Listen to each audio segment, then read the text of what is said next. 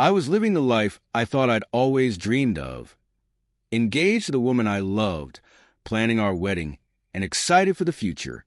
Emily and I had been together for 5 years, and I always believed we had something special. She was my best friend, my confidant, and the person I wanted to spend the rest of my life with. But everything changed one fateful evening. It started with a late-night phone call from an unknown number. I didn't think much of it at first, but then I saw a text from Emily saying she was going out with some friends. No big deal, I thought. She deserved time with her friends before the wedding. But something in my gut told me to trust my instincts. I started scrolling through her social media, looking for any sign of where she might be. That's when I saw it. A video. A friend of mine had posted it. Emily was sitting close to another man, laughing, and their hands were intertwined. My heart sank. I had never felt this kind of betrayal before. It wasn't just a video. It was the intimate way she was with him. I didn't know what to think or feel. Was it just friendly? Or was it something more? I spent the next few hours in a haze, replaying the video over and over in my mind.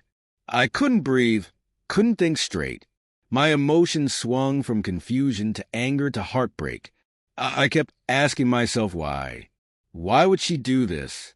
Had everything between us been a lie? When Emily finally came home, she was glowing, as though nothing had changed. I sat her down, my hands trembling, the video still fresh in my mind. "What's going on, Emily?" I asked, my voice barely above a whisper. She seemed taken aback at first, then the guilt washed over her face. Her silence spoke volumes. The truth spilled out. She had been seeing this man for months. What started as a casual flirtation turned into something deeper, something she had hidden from me. She didn't know how to end it. I could see the shame in her eyes, but I couldn't shake the feeling that everything I had believed in was just a facade. I was devastated, crushed by the weight of her betrayal. But instead of breaking down in front of her, I did something that shocked everyone, especially myself.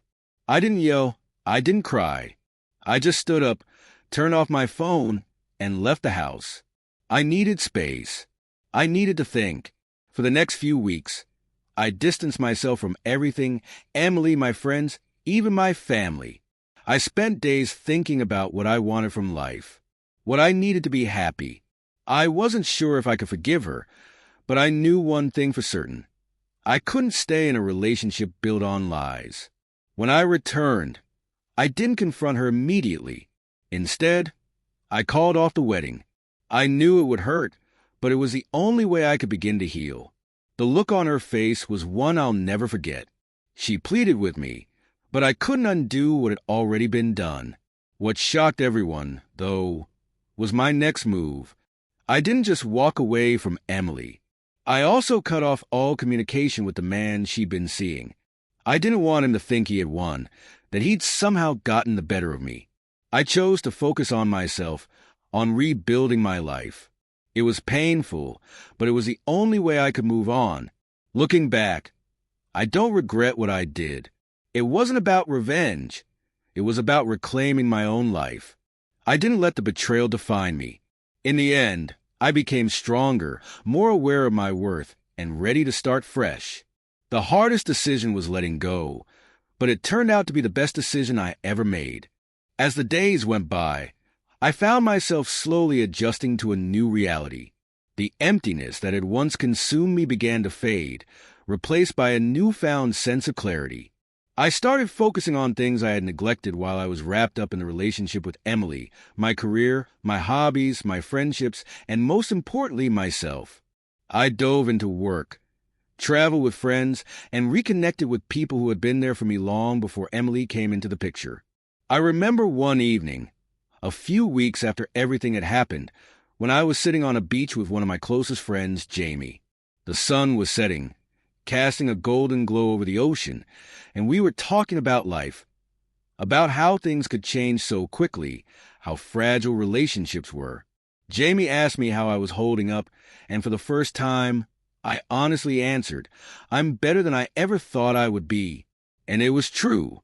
The pain from Emily's betrayal was still there, but it had transformed into something more powerful, an understanding that I deserved more than the lies and deceit.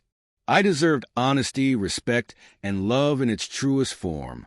But then one day, as I was leaving work, I saw her, Emily. She was waiting for me outside the building, looking anxious, as if she'd been waiting there for hours. My heart skipped a beat, but I stayed calm, steadying myself before walking over to her.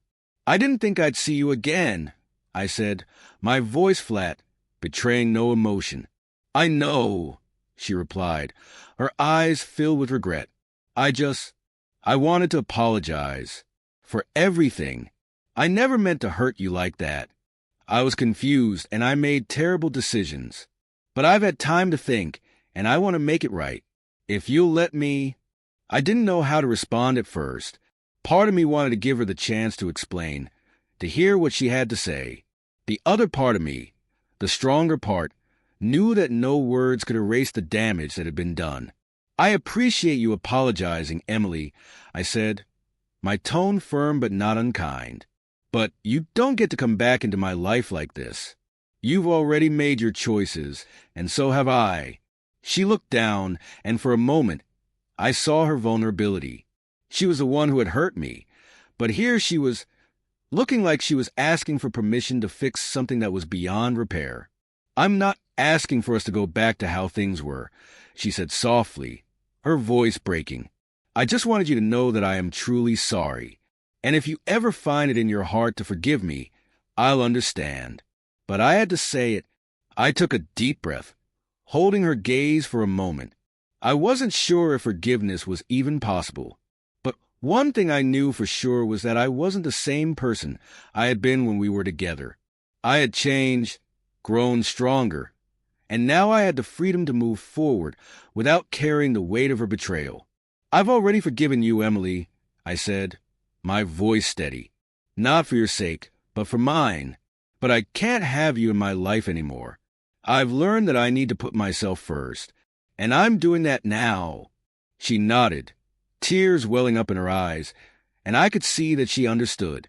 Without another word, I turned and walked away. It wasn't the closure I had envisioned, but it was the closure I needed. The next few months passed in a blur. I kept my distance from everyone involved in the situation. I didn't look back. As painful as it was, I realized that part of healing was creating distance from the things that held me back, including Emily. Time, as it always does, worked its magic. I eventually met someone new, a person who respected me, someone who shared the same values, the same goals, and who made me feel valued in a way I had never experienced before. Looking back on everything that happened, I was grateful for the lessons it taught me, that my worth is not determined by someone else's actions, that I am capable of moving on from betrayal, and that the strength to walk away from a toxic situation is a form of self-love. It was a journey I never expected to take, but one that shaped me into a person I was proud to be. Months passed, and I found myself in a place I never thought I'd reach, so soon after everything with Emily. My life had a new rhythm now, one that felt lighter, more purposeful. I was no longer defined by my past or by the hurt Emily had caused. Instead, I was discovering new joys, new passions, and a deeper connection with myself. The relationship that had once been my everything had now become a distant memory, something I could reflect on with no lingering bitterness, just understanding of the lessons learned. As I ventured forward, I grew more confident, more grounded in who I was. I took up hobbies I had long neglected, painting, hiking, and even learning a new language. Each step I took in my healing process felt like reclaiming a part of myself that I had once given away. Then one evening, as I was out with friends at a bar celebrating a new promotion at work, I saw her again. Emily. It was an unexpected encounter. I froze for a moment, unsure of how to react. She was sitting at the bar with some friends, laughing, but her smile faded when our eyes met across the room. She stood up slowly and walked toward me, her posture tentative, as though she was unsure of how I would react. I felt a surge of emotions rise up within me, but I quickly reminded myself how far I had come. I had no interest in being drawn back into the chaos of our past, but I was also no longer the person who felt the need to avoid conflict or run from uncomfortable situations. "Hi," she said softly, her voice almost apologetic. I nodded and took a deep breath. "Hey." There was a brief silence. The tension thick in the air. I wasn't sure if I should say something or if this conversation was even worth having. But Emily spoke again, her voice quieter this time. "I've been thinking about you. A lot, actually," she said, "and I realize how much damage I caused. It's not just about what I did to you. It's about how I hurt myself, too. You were the best thing that ever happened to me, and I threw it all away.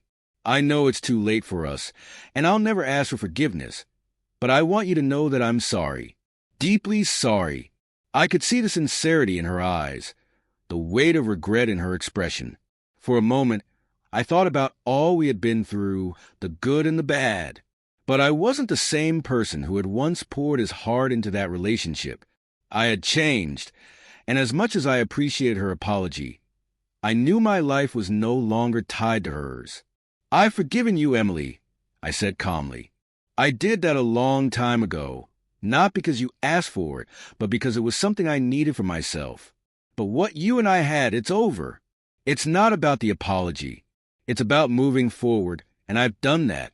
And so should you." She nodded, her eyes glossy with unshed tears. "I understand.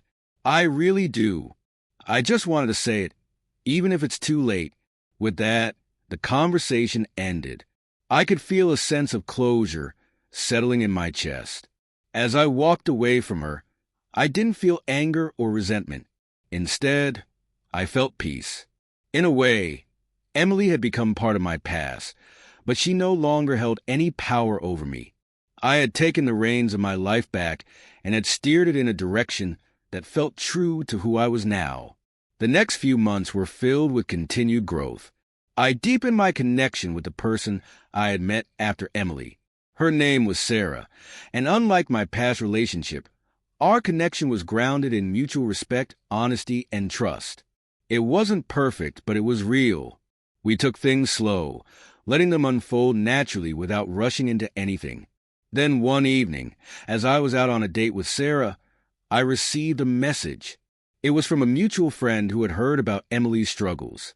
She had gone through a rough patch, trying to piece together what she had lost, facing the consequences of her actions.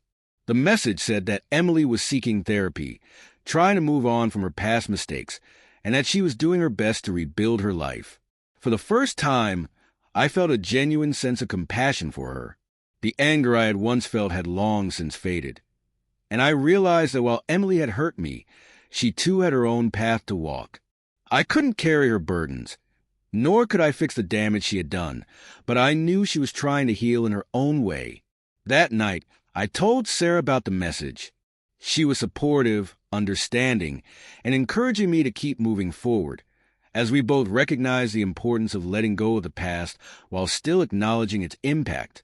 And so, I continued living my life, not bound by the weight of betrayal, but free to create my own happiness.